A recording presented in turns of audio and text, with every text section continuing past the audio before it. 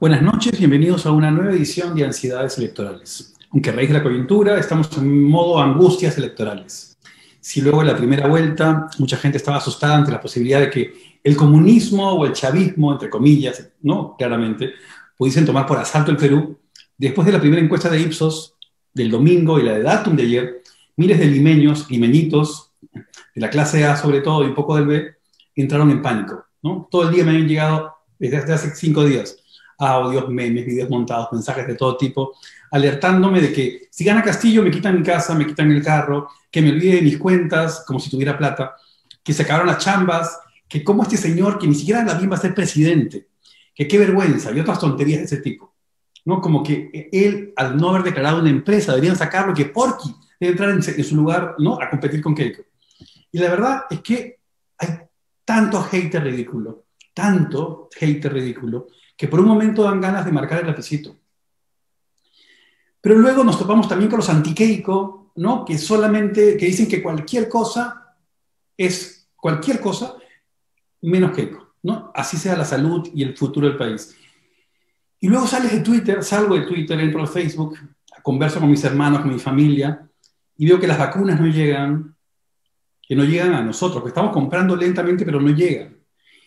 Y me doy cuenta que mientras la política nos para los pelos a muchos, la muerte nos está tomando por asalto en cada esquina. O sea, todos los días muere un conocido, un familiar. Todos los días alguien de mi entorno, privilegiado, entra o sale de UCI. Y más allá de mi burbuja, todos los días 300, 400 o 500 personas mueren. No solamente por el COVID, sino por falta de camas UCI, por ventiladores, por oxígeno. O sea, vidas que pudieron salvarse. Porque el manejo de la pandemia de este gobierno no es bueno. Se están consiguiendo vacunas, pero su aplicación es muy lenta. No basta con las vacunas, si no miren a Chile. Y este gobierno ya se va y allí comienzan los temblores, ¿no? Porque el plan de gobierno del candidato favorito a convertirse en el próximo presidente del Perú no tiene una sola línea sobre la pandemia, ¿no? Y yo digo, pueden ser los medios. Entro al plan de gobierno de Perú Libre y veo la foto, no sé si la tiene Jorge, pero veo la foto de Vladimir Cerrón posando como modelo, y lo lees y lo revisas y no hay una línea de la pandemia.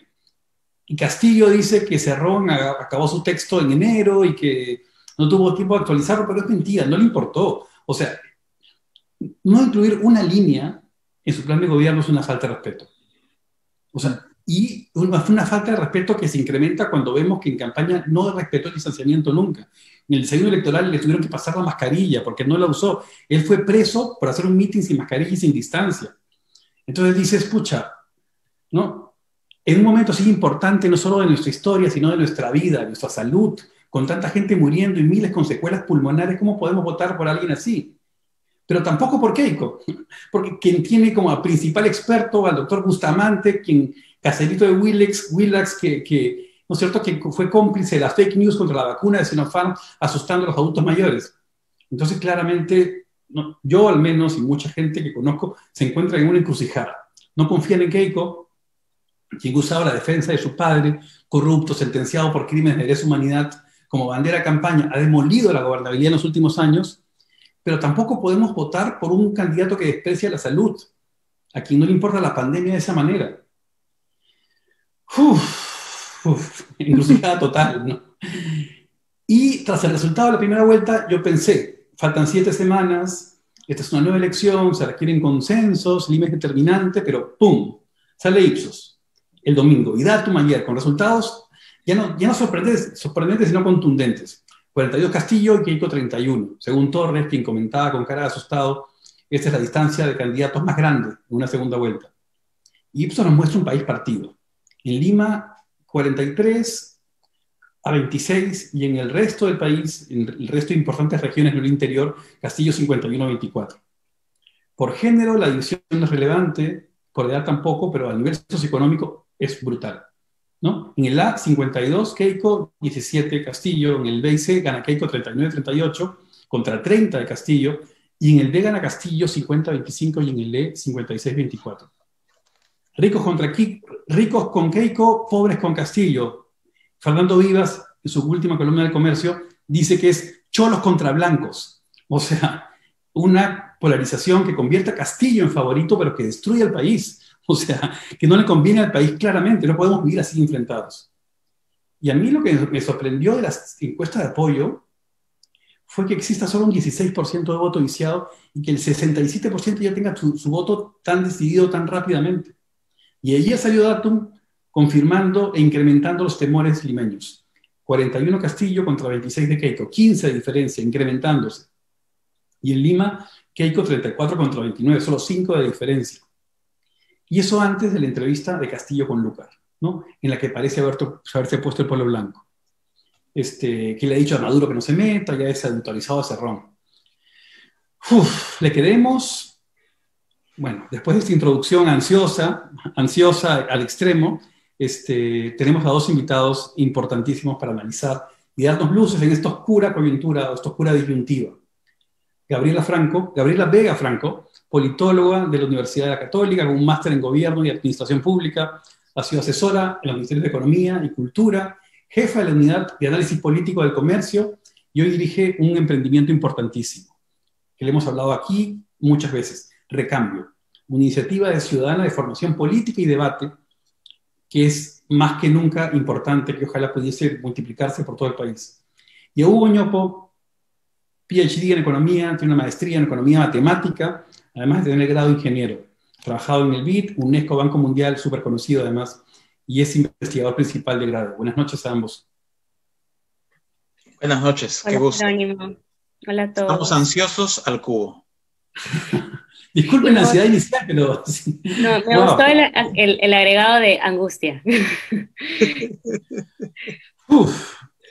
Gabriela, ¿cómo llegamos a esto? O sea, hay muchas rutas, pero ¿cuál es tu lectura de cómo hemos llegado a ese escenario de tener a dos de los tres candidatos con las peores credenciales democráticas en segunda vuelta? Mira, creo que lo más importante de notar y de caer en cuenta a todos es que no estamos en crisis hoy, estamos en crisis desde hace varios años, ¿no? Y simplemente, claro, cuando se habla de la crisis de partido siempre se dice una crisis que dura 20 años ya no es crisis.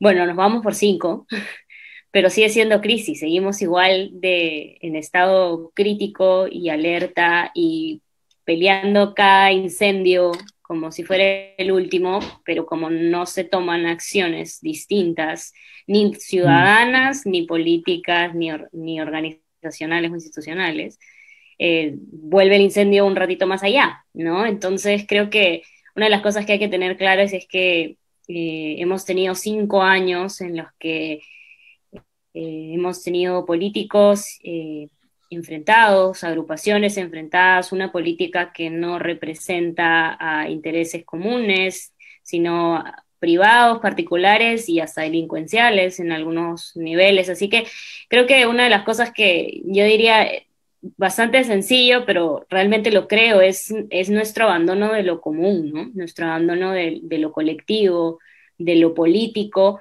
Y una cosa que agregaría, porque yo suelo hablar de representación y de cómo no tenemos un problema porque nadie representa a nadie, y eso hace que no podamos dialogar porque no hay interlocutores válidos. Y claro, representación suena muy político, pero yo creo que es un abandono de la organización, ¿no? Hemos dejado de estar organizados como sociedad. Piensen no solo en partidos, piensen en sindicatos, piensen en iglesia, la organización que gusten. O tu barrio, ¿no? Tu edificio, tu barrio, ¿no? Sí, creo que ese abandono de lo colectivo y de lo que nos vincula, digamos, síntoma de ello es que no tenemos políticos, ni políticas, ni partidos políticos que puedan canalizar nuestras demandas y nuestras necesidades de forma sensata y eficiente, y nuestra democracia es una democracia representativa, que o tiene colectivos que canalicen o no es viable. Y creo que ahí diría que tenemos un reto, ¿no?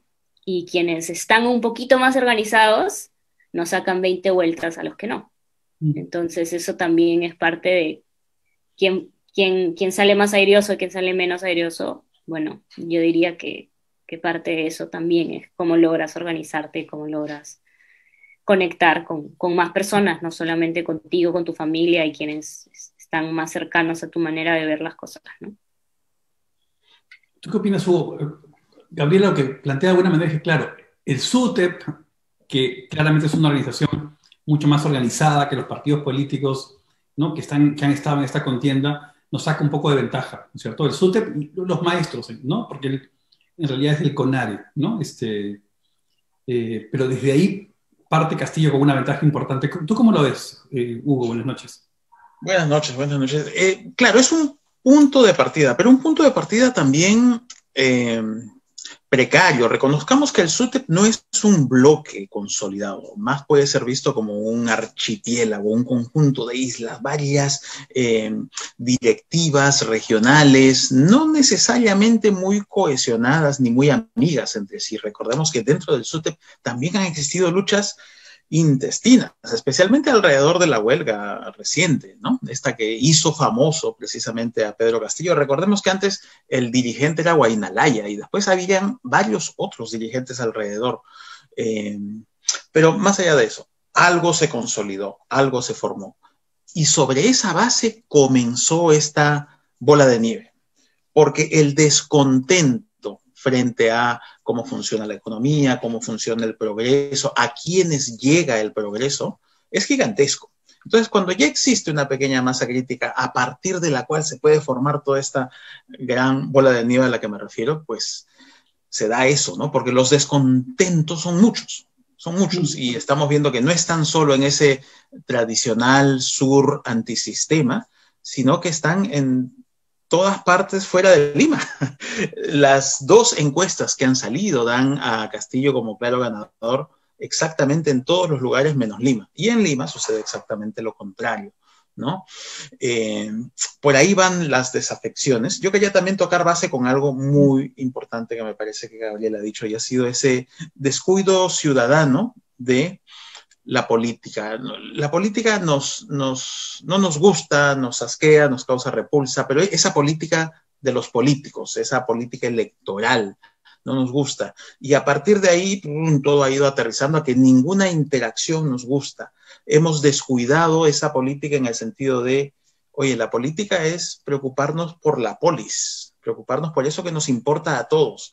Y nos hemos despreocupado de todos, de todo esto, también porque esa cúpula política nos ha fallado mucho, nos ha mentido una y mil veces, nos ha robado también muchas veces, y entonces hemos pasado a desconfiar.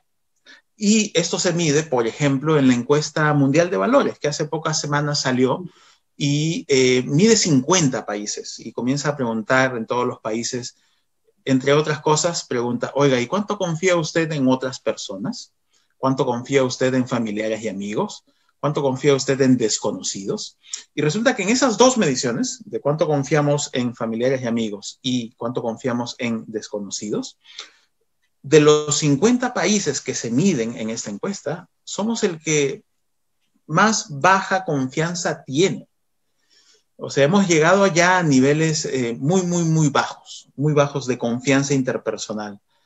Hay que comenzar a reparar esos tejidos desde ahí, desde la base, desde confiar unos con otros, comenzar a tender puentes, reparar tejidos, como digo, pensando en la polis, pensando en nuestra polis, pensando en esas organizaciones primeras a las que cada quien tiene acceso y comenzar a reconstruir, es la tarea.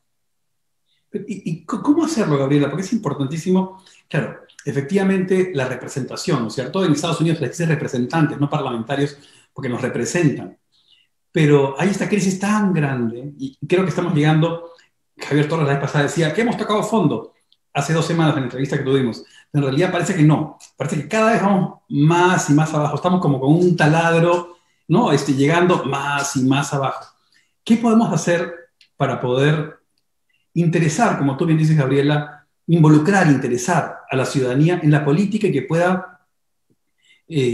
existir más espacios como Recambio, pero que en general la gente pueda participar, ser parte de organizaciones que pueden ser partidos políticos o pueden ser otro tipo de organizaciones, pero que sean organizadas, que se sientan efectivamente representadas. Y corresponde al gobierno, a la empresa privada. ¿Cómo lo hacemos? Mucha, es una pregunta difícil porque hablas de recambio. Recambio, lo que nosotros estamos tratando de hacer es de hacer algo. ¿no? Uno sabe claramente que el problema es tan inmenso que absolutamente nada de lo que haga uno va a ser suficiente. Y esa es la conciencia con la que hay que entrar a la política, ¿no? Y con el realismo de no se va a resolver, pero no hay nada más insuficiente que no hacer nada, ¿no? Y ahí sí hay que estar claros y por eso digamos, con realismo, pero también con sentido de urgencia, de que al menos hay que intentar algo, ¿no? Y nosotros lo que hacemos es trabajar espacios de formación y de debate, ¿no? La premisa que hasta hace algunas semanas era la más recurrente de cualquier conversación, no sé por quién votar, ¿no? No hay nadie por quién votar, ¿no? Con estas opciones, ¿cómo voy a votar bien, ¿no? Y claro, efectivamente tenemos un reto con las personas que entran a la política, ¿no? No necesariamente son las personas que tienen, como decía, el corazón puesto en el bien común y no necesariamente están preparadas, ¿no?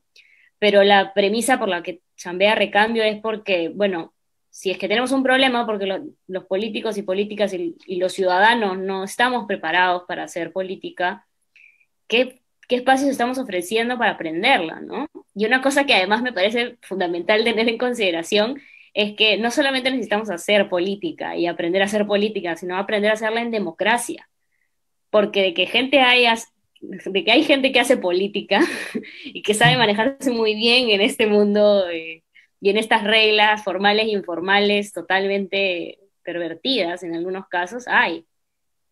¿Dónde aprender a hacer esa política? Hay lugares. Lo que no hay es un lugar para aprender a hacer política en democracia, que existe por diseño para que nadie tenga poder absoluto, ¿no? Y esa es una premisa, todos hablamos de la democracia como la palabra bonita, ¿no? Como el democrático es el adjetivo calificativo positivo para todo lo que uno quiere decir, pero en el fondo la democracia es una palabra que nos tiene que incomodar. O sea, que la democracia es la premisa de que las cosas no pueden ser a tu manera al 100%, ¿no? Y no caemos en cuenta de qué es eso, ¿no? Y que en democracia el único poder que existe es el compartido, el acordado, el limitado por el otro, por ese que está al frente tuyo y no lo entiendes, por ese que está al frente tuyo y discrepas, y tú dices además, discrepo al 100%, mentira, ¿no? Nos acostumbramos a hablar de categóricos y absolutos cuando en el fondo la política supone, ¿no? Acuerdos. Digamos, estos 5 años le han enseñado a los políticos y políticas y nos han enseñado a nosotros que sale más a cuenta empujar al adversario hasta sacarlo del partido que ceder algo de mi posición e intentar algún punto medio que nos beneficie a ambos como digamos, a ambos y como sociedad, ¿no? Y por eso la política se ha tragado el Estado, ¿no? Porque justamente no llegamos a ningún mínimo, ¿no? Me encargo de empujar, empujar, empujar, y es una empujada, digamos, muy bien acordada, cada lado empuja, ¿no? No es como hay un solo lado, ¿no? Es como, realmente es un esfuerzo colectivo de poner al límite nuestro sistema, ¿no? Entonces, creo que tenemos que aprender a reaprender qué significa democracia, no solamente en conocimientos, porque sí, efectivamente tenemos que saber cómo funciona la Constitución, tenemos que saber qué es legal y qué no es ilegal, ¿no? Pues tenemos que recordar qué significa y recordar además que nada de esto, nadie nace sabiéndolo, ¿no? Y entro ahí a la crisis, digamos, también ética que hemos vivido todos estos años, y hay que recordar que qué es ético y qué no lo es, también se aprende, ¿no? Y ese aprendizaje suele ser, y yo creo que si es que preguntáramos entre nosotros y a quien quiera que esté escuchando, cuando toma uno una decisión difícil, suele hablarla con alguien, ¿no? ¿Por qué? Porque hay que descubrir esa respuesta correcta.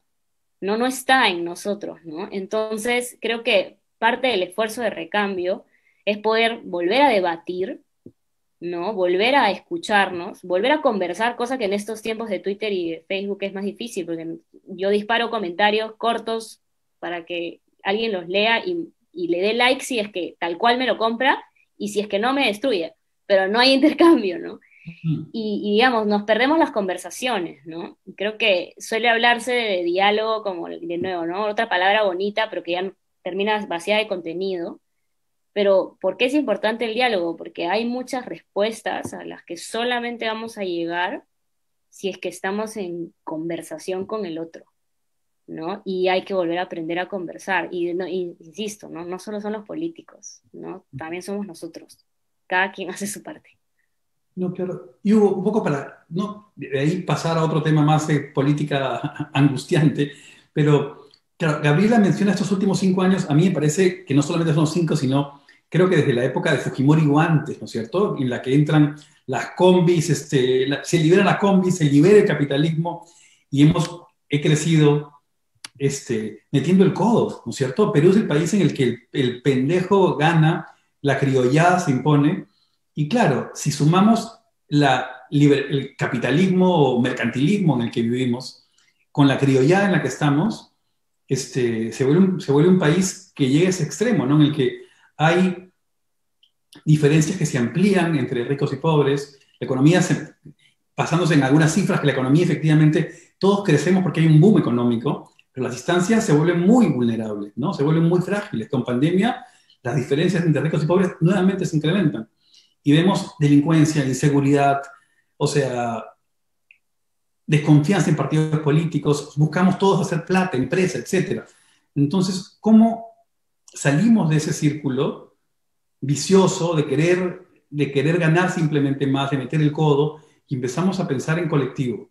Hugo, ¿cómo logramos esto? Que con un shock, claro, la empresa privada lo hará por sobrevivir, pero esto le correspondería a un gobierno, o sea, no debería corresponder, no debería estar desde el colegio. ¿Tú qué opinas, Hugo? Exactamente, acabas de mencionar casi al final lo que mientras te escuchaba venía diciendo es la palabra clave, el colegio, la escuela. Y es que hemos descuidado ese espacio por excelencia de formación de ciudadanía. El lugar donde aprendemos a convivir es la escuela. Y bueno, 20, 30 años atrás comenzó este proceso de privatización por defecto de la educación. Cada quien comenzó a resolver su problema educativo con su billetera, en lugar de resolverlo en el colectivo. Y entonces hemos descuidado a la escuela pública para que cada quien resuelva su problema en una escuela privada. Y donde entonces ahora las escuelas están compitiendo en un mercado de la educación donde hay profundas contradicciones entre la provisión de un servicio educativo y los fines de lucro de estos proveedores de tal servicio. Eso es una contradicción profunda a la que no hemos prestado suficiente atención. Y algunas cosas que también tienen vínculos con lo que Gabriela nos acaba de comentar. Mira esto. En este proceso de privatización por defecto de la educación, lo que está sucediendo es que ahora las escuelas se vuelven espacios de customer satisfaction, ¿no? Satisfacción del cliente. Hay que satisfacer al cliente porque hay que garantizar su fidelidad a el negocio educativo. Y entonces, ¿qué sucede? No se le exige al estudiante lo que debiera, no se le exige esas cosas que incomodan. Por ejemplo, los aprendizajes éticos a los que se refería Gabriela. El espacio donde los aprendizajes éticos deberían comenzar a suceder es la escuela. Y son incómodos y van a molestar, son piedras en el zapato. Pero si es que se ponen en esa escuela, eso contraviene la idea esta de satisfacción del cliente a la que me refiero. Entonces, las escuelas prefieren obviar esos caminos, prefieren ir por el camino fácil, mantener la relación con el, entre comillas, cliente y continuar la relación, la transacción. Notemos cómo es que ahí hay un germen, un corazón de profundas contradicciones respecto de lo que nos está pasando ahora a los grandes. Gabriela, con tu experiencia, ¿no?, con algunos candidatos al Congreso buscando generar consensos, he visto algunos videos muy divertidos en los que, ¿no es cierto?, gente de Urresti con la gente de Forsyth, en fin, diferentes partidos consensuando, conversando, o por lo menos dialogando de manera, ¿no?, alturada.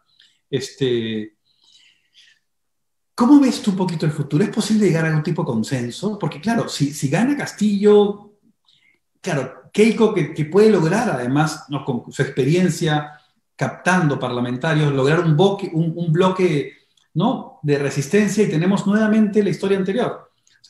¿Cómo podemos lograr consensos? O sea, con miras al siguiente gobierno. Mira, has hablado de la experiencia de este año en el programa 2021, porque tuvimos un piloto en el 2020, pero en el 2021 hemos trabajado con 23 candidatos de 10 partidos políticos diferentes, de 10 regiones del Perú distintas. Y claro, se tienen que trabajar distintos temas. En este caso, lo que mencionabas efectivamente ha sido unas entrevistas que se han hecho unos a otros. Pero además terminamos el programa en un ejercicio para que cada uno de ellos pudiera poner sus prioridades, ahora todo por virtual, con lo cual es un enorme reto, cada uno sus prioridades y luego compartir respecto de esas prioridades qué agenda legislativa tenía, ¿no? Y la idea era que cada quien cogía una hojita, digamos, en el mural virtual y ponía su iniciativa legislativa. Y había unos puntitos en los cuales, si es que tú veías una iniciativa legislativa que tú ibas a proponer, ya no la ponías en un papelito, ponías el punto junto a esa iniciativa. Y de pronto te das cuenta, al terminar de llenar tus propias iniciativas, que tenías una pantalla llena de iniciativas. Entonces los candidatos que hacían, mirar esas iniciativas y de nuevo poner su nombre en aquellas a las que ellos estarían dispuestos a ayudar a construir. Y creo que ese es un ejercicio sencillo, pero efectivamente hay agendas compartidas, hay iniciativas legislativas en distintos partidos políticos, habrá en distintas bancadas que sean compartidas. Claro, lo hemos visto antes con Tania Pariona y Alberto de Belaunde en su momento, pero claro, ¿cómo hacemos para que esas iniciativas no sean secundarias, sino que aborden los temas urgentes, ¿no? Y ahí sí diría que necesitamos un consenso y un acuerdo para priorizar los temas de salud, por ejemplo. Claro, claro, ¿no? claro. Y en ese sentido, ahí sí tenemos un reto para poder como ciudadanía ejercer algún medio de presión y de vigilancia para que esa agenda, que es la que honestamente nos tiene a todos más ansiosos y angustiados que ninguna, ¿no? Que es o sea, hoy día podemos hablar y arrancas hablando del peligro de la dictadura, ¿no? O sea, del peligro de perder la democracia. Pero también estamos todos atendiendo el miedo a la muerte, ¿no? Entonces, claro, creo que sin poner la vida, la salud, el poder vivir, ¿no? En el centro es bien bravo. Así que yo creo que respecto de esa agenda, la llamada a ser el principal acuerdo, además de los mínimos democráticos, es la salud. Y lo que se sigue de lo que han dicho ambos, Jero y Hugo, ¿no? Y es el desterrar el sálvese quien pueda, ¿no? El desterrar el me salvo como puedo. Y porque decías, ¿no? Y la gente está concentrada en hacer plata, ¿no? Y la gente está concentrada en salir. Ahorita en realidad la gente está concentrada en hacer todo lo que se pueda para vivir el día, para salvar a alguien en casa, ¿no? Entonces hay que recordar que esos impulsos individuales, no todos son impulsos individuales miserables, son impulsos individuales genuinos de miedo a no poder seguir y de no poder cuidar a los tuyos, ¿no? Entonces creo que atender con empatía lo que se está viviendo en cualquiera de los lados, sea cual sea el que simpaticemos más o menos, es fundamental, ¿no? Y en esa agenda yo creo, insisto, la salud es la que nos tiene que convocar a todos, porque esa es una que o la libramos ahorita o solo va a ser peor. Porque hay dos niveles de consenso hasta donde yo he visto de manera muy general, ¿no? Uno es consensos peligrosos, ¿no? O sea, Perú Libre y Fuerza Popular coinciden en ser conservadores, peligrosamente conservadores. Y la otra coincidencia que tú bien mencionas y que deberían apuntar es que ambos son bastante pobres, por decirlo menos, en su enfoque en la salud, ¿no? O sea, deberían aprovechar esa coincidencia para trabajar juntos, al menos. Hugo, a mí no me queda claro, ¿tú crees que, que estos porcentajes que vemos en Datum, en Ipsos, son un voto de apoyo al candidato o de rechazo al oponente, ¿no? Te lo digo, por ejemplo, porque en Datum veíamos que el 29% de encuestados, o sea, la cifra mayor que no vota por Keiko, es porque está siendo investigada. Entonces, esto da la sensación de que se vota por Castillo, una lectura antojadiza igual, ¿no? De que se vota por Castillo para que Keiko cumpla su condena, ¿no? Como si fuera una suerte de justicia plebiscitaria o un circo romano, ¿no? O sea, yo voto por Castillo porque quiero que Keiko vaya presa, más allá de lo que diga el juez. ¿Cómo ves tú el sentimiento, el feeling que hay hacia los candidatos? Difícil saber porque estamos encerrados cada quien en su casa y nos vemos nada más por el Zoom, ¿no? Entonces es difícil tomar ese tipo de pulsos. A mí también me llama mucho la atención cómo ha cambiado el voto de la primera vuelta a la segunda vuelta. Notemos que durante la campaña de la primera vuelta, más o menos un tercio del voto quedaba indefinido. Y hoy, más o menos un tercio del voto también está indefinido. Los otros 2 tercios están repartidos entre los 2 candidatos. Entonces, todos quienes de alguna manera habían elegido un candidato en la primera vuelta, parece que han optado por alguno de los 2, pero quienes estaban en el indeciso, se mantuvieron indecisos. Habría que preguntarse bien cómo ha sido esta matriz de transiciones de cada uno de los 18 candidatos a estos 2 y ver qué es lo que ha pasado, pero todavía hay mucha nebulosa detrás de eso. La única certeza que me queda mirando la data es ese un tercio que sí se mantuvo constante, se mantiene constante, seguramente va a estar constante por buen tiempo, pero todavía está ahí. Ahora, yo quiero complementar algo a lo que ha dicho Gabriela, que es bien importante. Hoy tendríamos que todos juntarnos alrededor de la salud, y cuando salgamos de esto, tendríamos que juntarnos alrededor de las secuelas de la salud. ¿Y por qué digo esto? Digo esto porque ya tenemos decenas o centenas de miles de fallecidos, pero seguramente ya estamos por encima del 1.000.000 de personas que pasaron por camas UCI y han sobrevivido. El pasar por una cama UCI en promedio sale costando alrededor de $10,000, dependiendo de cuántos días quedó uno ahí, etcétera, pero la cifra promedio es $10,000. En un país donde el sueldo mínimo es más o menos $300, menos de $300, esto equivale a 4 o 5 años de salario mínimo, si es que la persona dedicara todo ese salario mínimo a pagar la deuda, ¿no?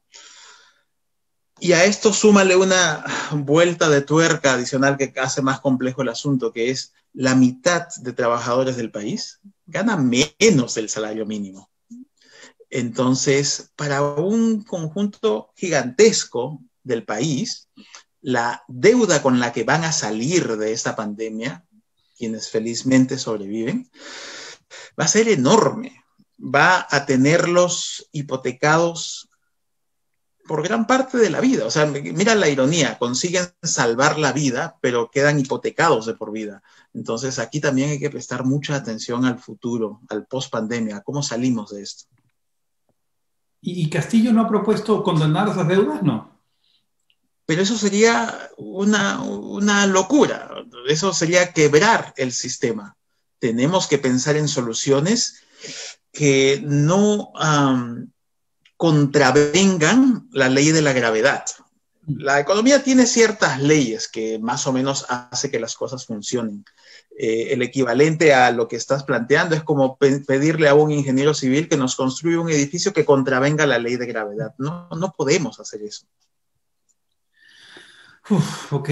Gabriela, tú eres experta en consenso, pues, ¿no?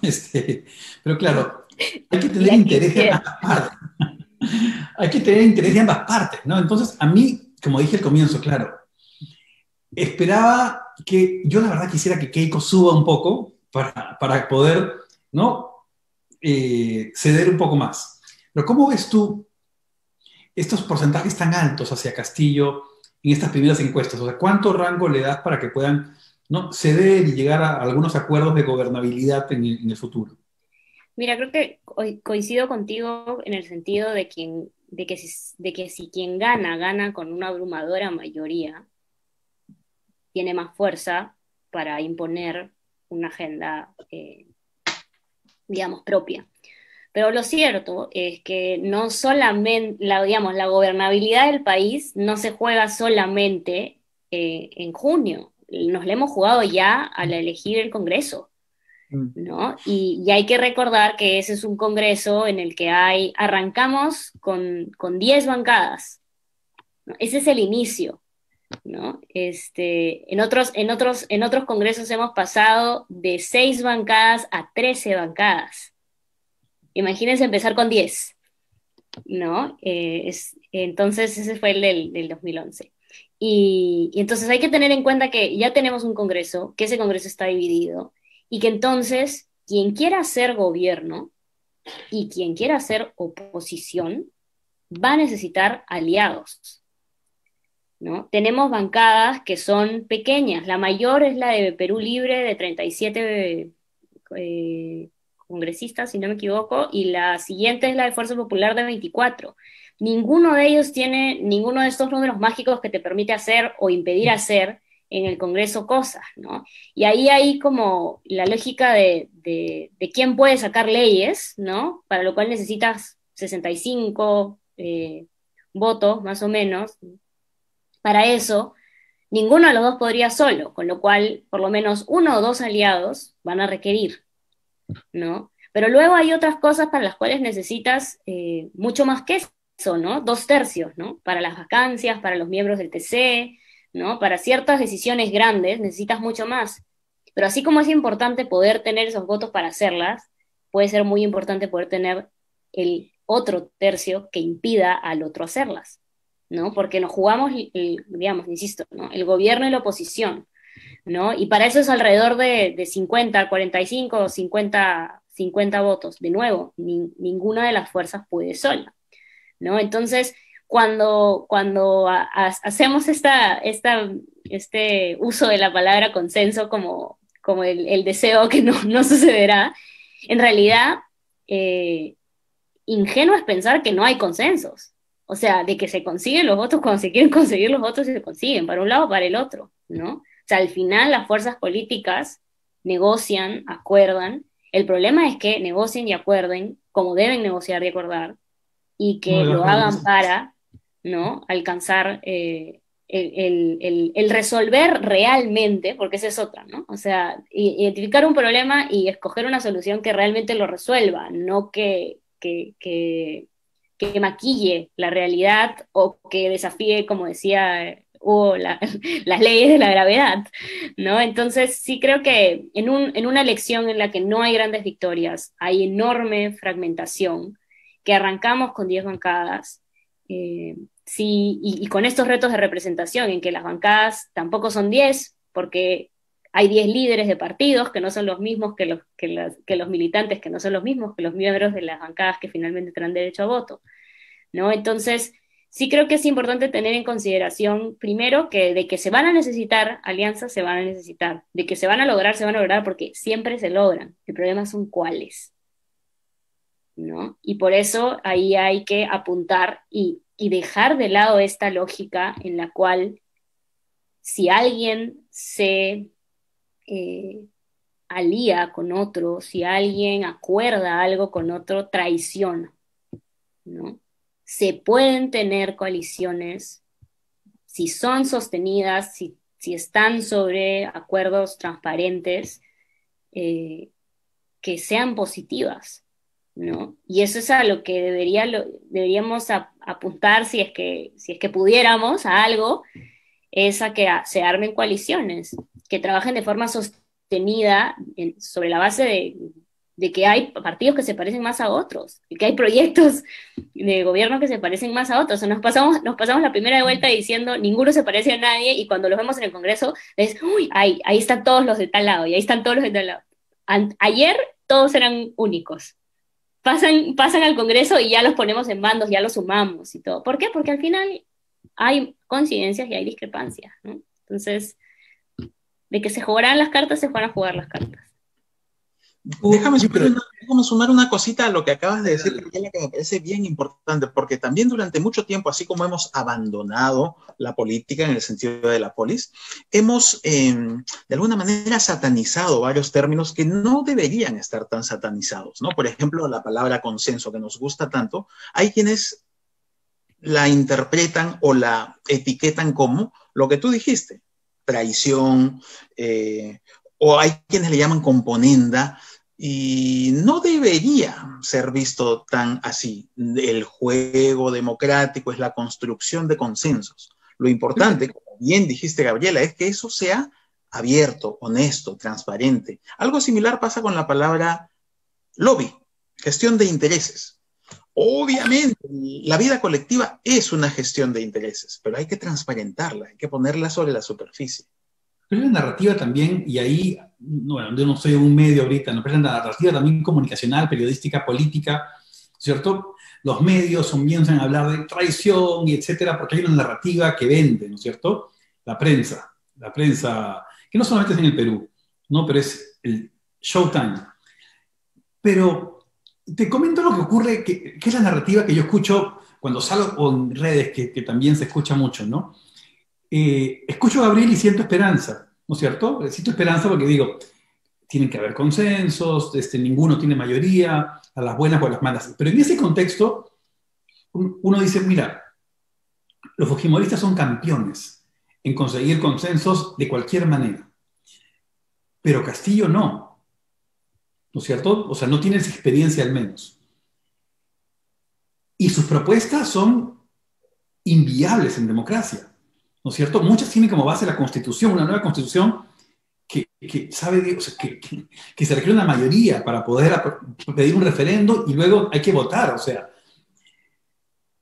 ¿cuánto crees que se puede o no hacer con Castillo? ¿O sientes algún temor por un quiebre democrático si es que no se logran consensos y hay una votación como la que tenemos en las encuestas hoy, o sea, abrumadora, que quiere cambios ya, y lo que es y ni siquiera sería extraño, en realidad sería extraño que se respalden algunas iniciativas vigentes en el plan de gobierno de Castillo? ¿No sientes temor de que pueda haber un quiebre democrático? Sí. No sé cuál de los dos le haces la pregunta, pero creo que los dos tenemos temor. Respecto de ambas fuerzas políticas hay riesgos. Sí, y ahí es importante que quien gane un porcentaje que sea suficiente como para que le dé cierta legitimidad, pero tampoco que sea tanto como para que, entre comillas, se la crean y crean que pueden hacer y deshacer a su antojo, ¿no? Entonces, tiene que haber un justo medio, que no sé exactamente cuál valor sería, pero tiene que encontrarse algo ahí. Ahora, respecto al Congreso, yo sí tengo una dosis de optimismo, y va en el siguiente sentido. El 2011, cuando el Congreso comenzó fragmentado y terminó más fragmentado, nos fue mal, pero no tan mal. El 2016, cuando el Congreso fue mucho más hegemónico, ahí sí nos fue hasta las patas. Entonces, la fragmentación también puede servirnos en el sentido de que decisiones apresuradas, afiebradas, como las que vimos en el Congreso 2016-2021, sean más difíciles de repetirse. Con respecto al tema, igual se lo pregunto a ambos, ¿no? Hay ese temor, ¿no es cierto?, del comunismo, que se repite todo el tiempo en redes, y Keiko además dice comunismo, Venezuela. En realidad, Castillo habla de Ecuador y Bolivia, de manera más o menos explícita en su plan de gobierno. Yo he estado en Ecuador y en Bolivia, he estado en la época de Correa, y en la época de Evo también. Y la verdad es que, o sea, Ecuador ha tenido además tú lo sabes, Hugo, en educación tuvo un shock importantísimo, o sea, y hasta donde yo recuerdo, porque no lo he estudiado, o sea, a nivel, creo que el Banco Mundial nombró al ex ministro de Economía para que dirija las economías del mundo, o sea, tampoco hay que ver el cuco en Ecuador y en Bolivia, ¿no? Son regímenes democráticos, más allá, ¿no es cierto?, de que el tercer intento de Evo, que fue una completa locura, ilegal, inconstitucional, pero la democracia y hubo un nivel de desarrollo importante en Bolivia con Evo y en Ecuador con Correa, que no deberían asustarnos tanto en todo caso, ¿no? ¿Cómo lo ven ustedes? No deberían asustarnos tanto y hay un factor externo que nos va a jugar a favor, que es este boom de commodities que tuvimos hace 10, 15 años, hoy está repitiéndose, está volviendo ese ciclo. El precio del cobre está en niveles no antes vistos y el recalentamiento de China, de India, va a mantener esa demanda por el cobre bien, bien alta. Y nosotros somos grandes exportadores de ese cobre. Entonces, el precio de los commodities nos va a jugar a favor.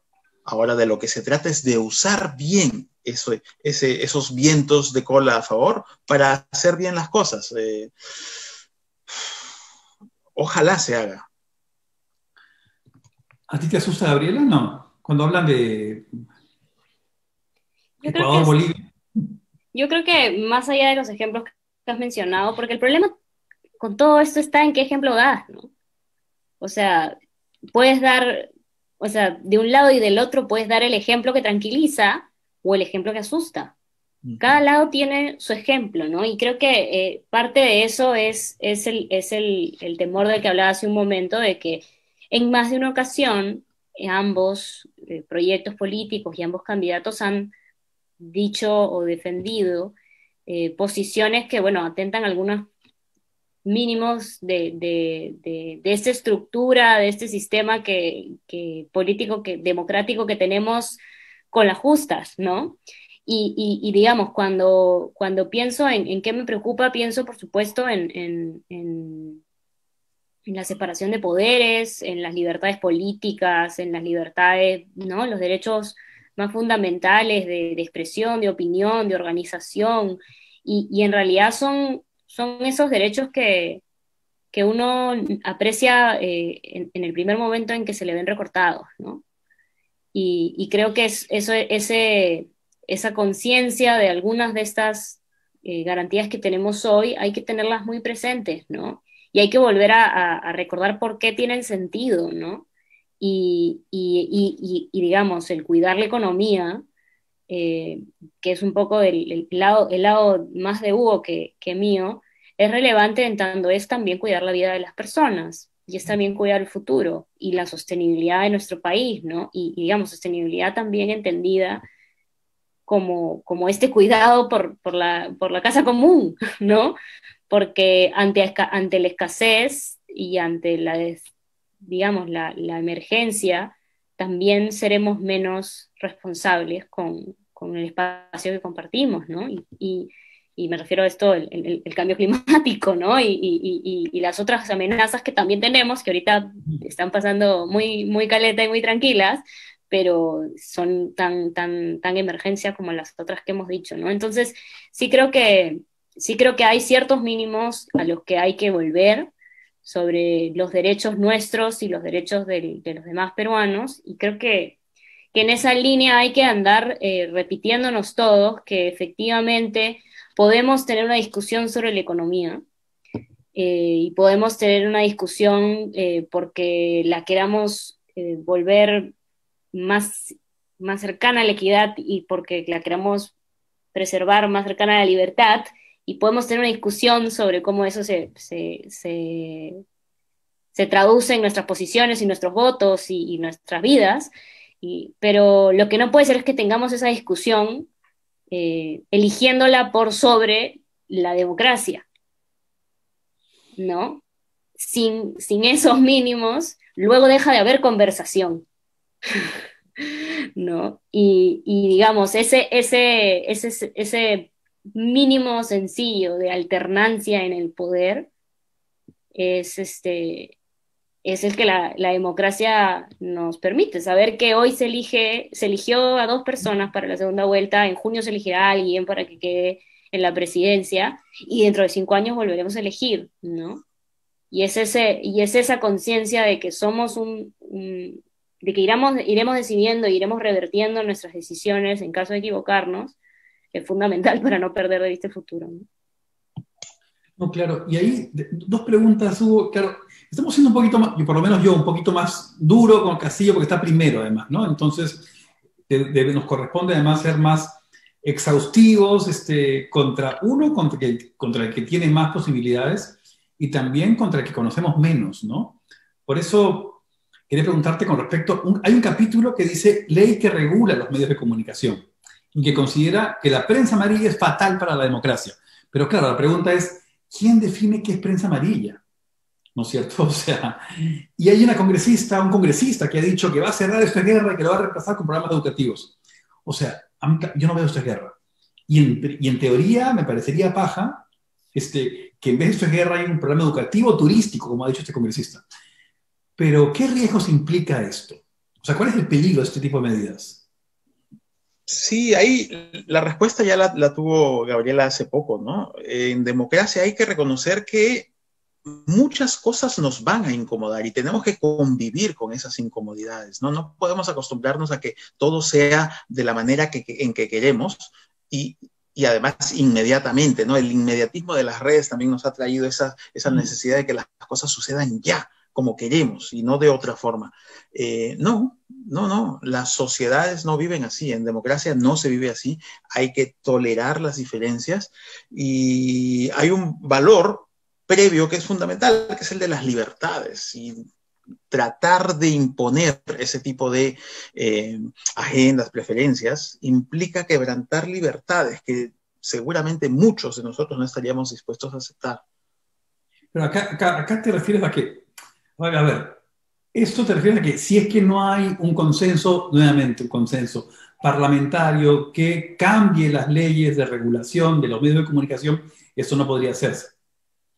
Claro que no podría hacerse. O sea, porque claro, puede haber muchísima gente, además entiendo que hay estudios, ¿no es cierto? Que muchísima gente no confía en los medios y que muchísima gente considera que efectivamente los medios son en buena parte malos, ¿no? Malos, que tienen un contenido basura. O sea, si hay un respaldo popular a esta medida, pero que no tiene los votos, por ejemplo, en el Parlamento, caballero, ¿no es cierto? Sería bien difícil, ¿no? Y en realidad aquí lo que toca es armar el consenso, dar la batalla de las ideas, dialogar.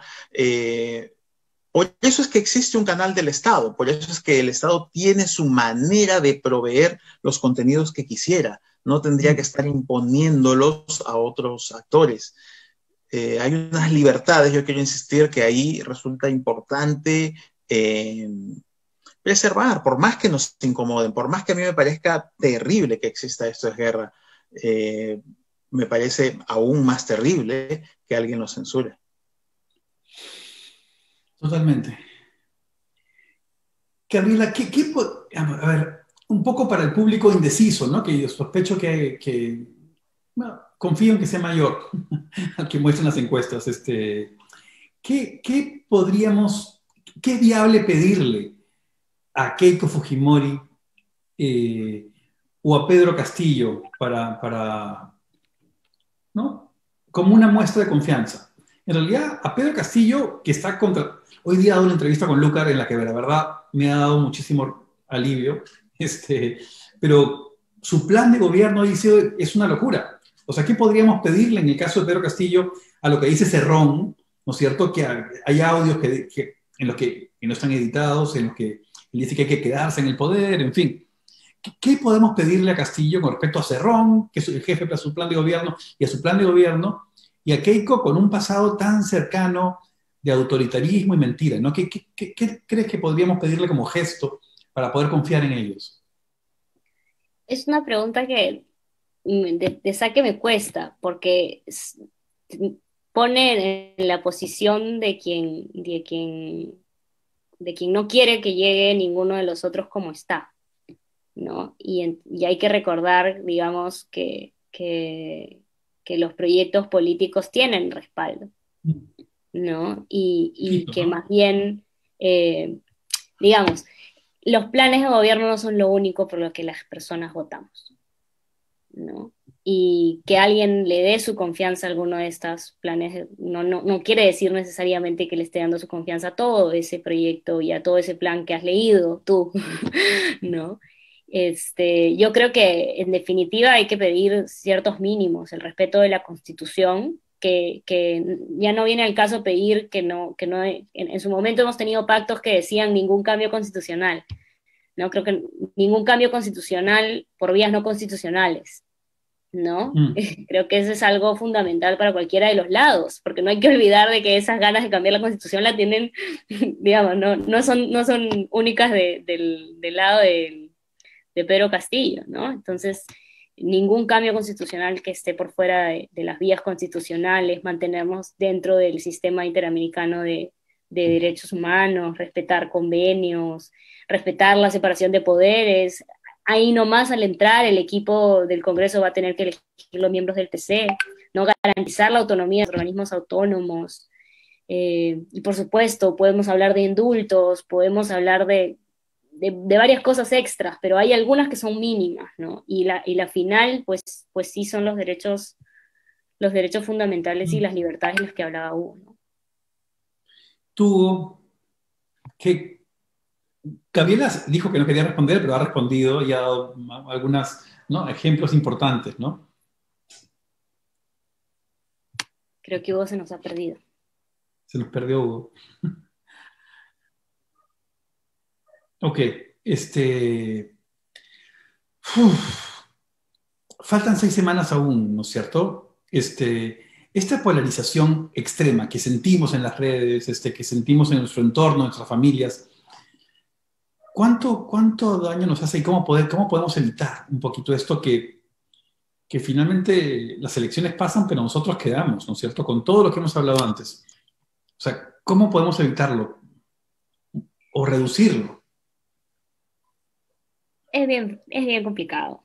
Y lo digo, es bien complicado porque nos pasa absolutamente todos en nuestros vínculos. O sea, cuando estamos hablando de esto, no es solamente difícil conversar en Twitter o en Facebook, es difícil conversar entre las personas que están en tu casa, en tu familia, ¿no? Pero esa polarización nos hace daño. Insisto, además, como empecé, porque además es una polarización como ficticia, ¿no? Es una polarización montada, es como un reflejo nuestro que no es exacto a nosotros mismos. Porque honestamente, si te hicieran la pregunta con la posibilidad de desarrollarla con tiempo, eliminando quién dijo, qué no dijo, qué, sino tu propia posición, es probable que te demores más en dar una respuesta que como la das en estos momentos álgidos de debate en redes sociales o en medio de una campaña tan polarizada como la que vivimos. Creo que los clivajes de los que hemos hablado, las divisiones de las que hemos hablado que se levantan en esta campaña son muy, muy dañinas para nuestro país, ¿no? No puede pasar, que digo que no puede pasar cuando sé que puede pasar, pero que terminemos quebrados después de esta elección, ¿no? Y eso es algo que un lado y el otro tenemos que evitar hacer, ¿no? Y eso pasa por tener calma digamos, todos estamos pasando situaciones difíciles, pero tener calma para ver la realidad, tener respeto por el otro y su derecho a votar por quien desee votar, ¿no? Y eso es algo que, por quien desee votar, si quiere viciar, si quiere votar por un candidato o por la otra candidata. Y empatía, ¿no? Y empatía por entender que el Perú es bastante más grande que lo que conocemos, que una encuesta no muestra la forma en que pensamos, que el sondeo de Datum ni el de Ipsos te va a decir qué piensa y cómo ve el Perú el votante de Pedro Castillo ni el votante de Keiko Fujimori. Y eso es una tarea que tenemos, ¿no? De hacer mayores estudios y de conversar más y de vincularnos más porque realmente no sabemos cómo pensamos. Y un voto es bastante pequeño para poder definir quién es el otro, ¿no? Y eso es algo que perdemos de vista porque sí, es importante, pero nuestras vidas y nuestros entornos son bastante más complejos que ese voto, ¿no? Entonces, el poner la situación en la perspectiva y en la diversidad que existe en nuestro país, de multiplicidad de realidades que hay que terminar de entender, y para eso hay que chambear, ¿no? Porque hacer esos estudios para entendernos y para conocernos cuestan y toma tiempo, pero se tienen que hacer, ¿no? Y espero que después de esta segunda vuelta y después de varias otras, perdón, de esta primera vuelta y después de otras varias y primeras vueltas en que no sabíamos cómo pensaba el Perú, eventualmente agarremos esa chamba y esa responsabilidad de hacer más estudios para entender más qué significan los votos y qué significan esos apoyos, ¿no? Hugo, ¿te fuiste porque no querías responder qué se debería, qué deberían ceder eh, Keiko y Pedro Castillo? Me dejó con la pregunta. Dije, apago, Internet fue mi amparo y me salvo.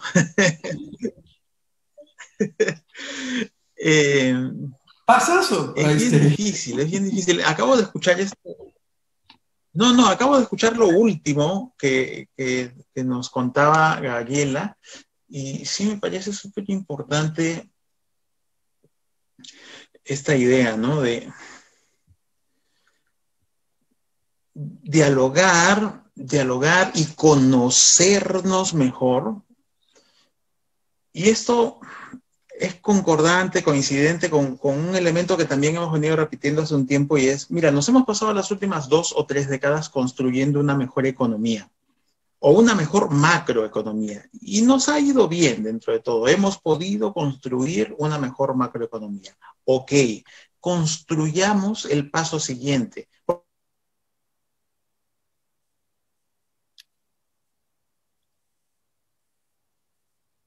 Se fue, se congeló. Sí, está, pero no está. No estoy segura. Y no sé si, yo tengo una pregunta final a raíz de ese comentario, pero ¿lo espero un segundo? No, te lo comento a ti, Gabriela, y ahí se la planteo a Hugo cuando vuelva. Hugo nos habla de esta macroeconomía, efectivamente, ¿no? Y yo tenía apuntada y escrita esta pregunta final, consciente de estas lecturas académicas tuyas y de Hugo, y también de periodísticas mías, ¿no? ¿Cuán cegadas pueden ser, no? O sea, porque tenemos una cantidad... ¿Volvió Hugo? Ahí está. Hugo, ok, termina la idea, porfa. Creo que ya volví. Yo iba a decir solo esto, que la economía no es todo. O sea, no está bien como país que nuestro objetivo sea solo tener una mejor macroeconomía. También tenemos que ser una mejor sociedad. Ok, sí, porque te estaba comentando, Gabriela, algo así. Porque claro, analizamos desde nuestras casas, ¿no es cierto?, privilegiadas de varias maneras, pero claro, ¿cuán limeña o cuán cejada pueden ser nuestras lecturas, ¿no es cierto? Cuando tenemos a un país, como hemos dicho al comienzo y hemos repetido acá también, que está descorazonado, que está desesperanzado, que no siente, Hugo, este crecimiento macroeconómico que tú mencionas, ¿no? Que no lo siente en lo absoluto y que no lo siente menos que nunca ahora en pandemia, ¿no es cierto? Que está dejando su vida todos los días para sobrevivir porque no tiene chamba. Entonces, quieren un cambio. Entonces, reitero un poco la pregunta, ¿no? O sea, ¿cuán académicas y cegadas pueden ser nuestras lecturas frente a un clamor popular que simplemente dicen, esto no puede ir más, no quiero más, quiero un cambio, que no le interesa si esto es viable o consensuado o democrático? O sea, ¿cuánto más debemos estudiar? O no solamente estudiar, sino hacer algo más, como decía Gabriela, que hay que estudiar el Perú, pero ¿qué mensaje o qué lectura final podemos tener saliendo un poquito de la comodidad en la que estamos para poder realmente empatizar? Porque es difícil empatizar, ¿no es cierto? Es difícil, como tú, además, Hugo, muy bien, pasaste algunas preguntas, porque es difícil realmente empatizar de verdad con personas que están viviendo en pobreza extrema y que ven a alguien como Pedro Castillo que ¿no es cierto? Que no te promete inicialmente nada, es profesor, ¿no es cierto? Y es rondero, entonces automáticamente para mucha gente, es lo que siento yo al menos, que ya no tiene que decirte que es político o nada, por más que haya sido candidato, que lo posible, sino que es profe. Entonces el profe te convierte contra todo lo que ha dicho Gabriela, ¿no es cierto?, de lo que debería ser el político. No, si es profe, a lo mejor no es tan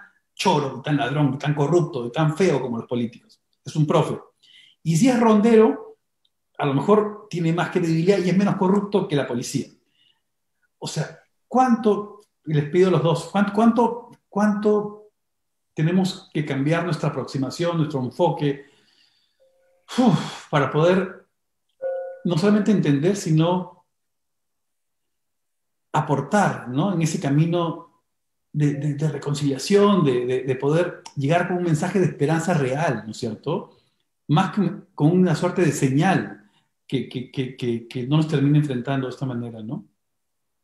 Enormemente, porque mira, te decía, nuestra macroeconomía está mejor y seguramente cuando tú preguntas en la calle, oye, ¿la macroeconomía está mejor? Muchos van a decir que sí, pero también van a coincidir con tu acotación. Sí, pero eso es abstracto. Sí, pero eso no me sirve.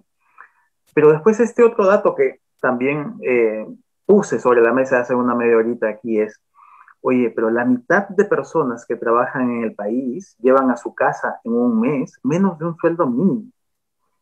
Seguramente eso la gran mayoría de peruanos no sabe. O en todo caso, esa otra mitad, la otra mitad que no gana el sueldo mínimo, no lo sabe. Y eso es una falta de empatía grande, pero también es algo que debería llamarnos muchísimo la atención. Pese a que hemos construido una mejor macroeconomía, nuestra microeconomía todavía está paupérrima y ahí hay que trabajar. Entonces, por ahí están estas necesidades de aprendizajes, necesidades de nuevos imaginarios que hay que poner en el Perú que nos digan, oye, hay un trabajo pendiente bien grande y es tarea pues de muchos de nosotros. Gabriela.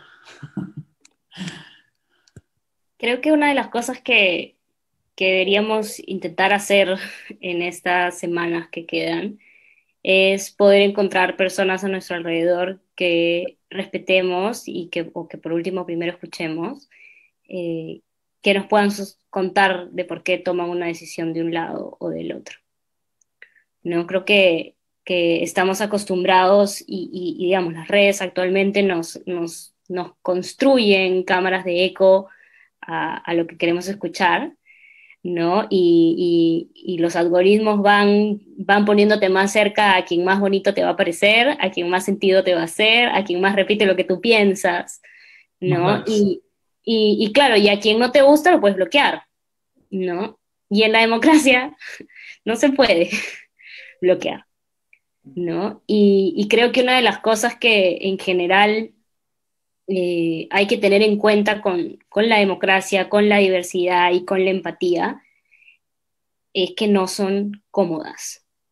Y si tu empatía y tu democracia y tu diversidad te queda muy cómoda, debe ser porque no es tan democrática, no es tan diversa, ¿no? Entonces, si es que a tu alrededor no hay nadie que vote por una persona distinta a la que tú vas a votar, o si todas las personas que están a tu alrededor van a votar por una misma tendencia política, tienes un trabajo enorme que hacer. Y sí, hemos hablado de un montón de cosas que se tienen que hacer en los partidos, hay gente tratando de transformar partidos, hay gente tratando de entrar a política, esa gente existe y están haciendo su chamba, y digamos, no son tantos, pero de primera mano puedo decir que existen. Ya, el resto es qué hace cada uno de nosotros, ¿no? Y sí diría que si no, uno de nosotros no es capaz de tener en su entorno a alguien que vote por un lado o que vote por el otro, de saque ya estamos mal parados, ¿no? Entonces, sí hay que hacer estudios. Yo lo digo porque necesitamos hacer estudios y la prensa debería invertir también en eso, no solamente en quién va a votar a alguien, ¿no? Y hay que invertir en eso, y hay que hacer investigación, y hay que hacer conversaciones, focus, pero el resto es lo que podemos hacer cada uno de nosotros, ¿no? Y si no tenemos el ejercicio de vivir unas vidas que sean más cercanas a un otro diferente, nunca vas a terminar de entender el Perú, pues, ¿no? Entonces, si cuando uno se esfuerza no lo entiende, si cuando uno se esfuerza no termina de llegar a la diversidad que se necesita, sin esforzarse menos, ¿no? Entonces creo que cada uno de nosotros tiene que hacer el ejercicio de buscar y escuchar a la posición que nos es más ajena, ¿no? Y probablemente descubramos gente respetable en cada uno de los lados, y eso es, siempre las personas son el elemento más poderoso hacernos entender que la cosa es más compleja que lo que estamos viendo en una lectura o en un noticiero o en un tuit. Y tengo Gracias, Gabriela. Sí, una cosa Hugo. adicional, porque aquí estamos pagando el precio de haber empujado tanto la idea esa de que hay que reducir el tamaño del Estado. Tenemos un Estado elefantiásico gigantesco y hay que reducirlo, reducirlo, reducirlo. Durante 2, 3 décadas también nos hemos encargado de reducirlo a una expresión tan mínima, tan anémica, que hoy está siendo así. El Estado no llega capilarmente a todos los lugares donde debería llegar. Y un Estado no solamente debería llegar capilarmente, sino que además debería hacer el camino reverso, el camino de regreso. Una vez que llegó, reconoce las carencias de cada territorio y las comienza a escalar, escalar, escalar hasta que llegan a un organismo de decisión central más grande y entonces se opera. El camino de ida y el camino de regreso, ambos son muy importantes. Y para eso se necesita un Estado firme, un Estado sólido, un Estado grande, un Estado capilar, quiero insistir, que pueda llegar a todos los territorios. Gracias a los dos. Me quedo con esos dos mensajes finales. El de Gabriela, importantísimo y sencillo, y además de aplicación práctica en nuestro entorno. Escuchemos, aprender a escuchar, que es lo primero que debemos hacer, y practicar, para que parece tan difícil, ¿no es cierto? O sea, buscando, todo el tiempo estamos buscando y querer imponer nuestra voz, imponer nuestro mensaje, escuchar. Y lo otro que dice Hugo, que es importantísimo también, y que hemos soportado muchísimo en estos años, ¿no? Estas teorías o mensajes sobre el tamaño del Estado, que es absurdo, ¿no es cierto? Sin darse cuenta además que el Estado somos nosotros. O sea, el Estado, no somos, el Estado somos nosotros, los gobiernos pasan, el Estado queda. Entonces, al reducir un poco el Estado, como tú bien dices, Hugo, estamos reduciendo también nuestra participación en una estructura mayor, en una estructura colectiva. Entonces, creo que esos son mensajes en medio de esta conversación, por ratos angustiante y ansiosa. Creo que son dos mensajes que yo rescataría entre muchos más, para afrontar estas 6 semanas complicadas que nos quedan, ¿no? Gracias, Hugo, gracias, Gabriela, ¿no? Por su tiempo, sus reflexiones, y estas lecturas tan interesantes e importantes. Nada que agradecer. Gracias a ti. Gracias a ustedes. Sí, por supuesto. Y la idea sería, si estás incómodo, vas por buen camino. Si nada te incomoda, estás peor que si no te angustias. Tip para enfrentar estas ansiedades electorales. Gracias a los dos, gracias Jorge, gracias a todos. Nos vemos el próximo jueves a las 10 de la noche.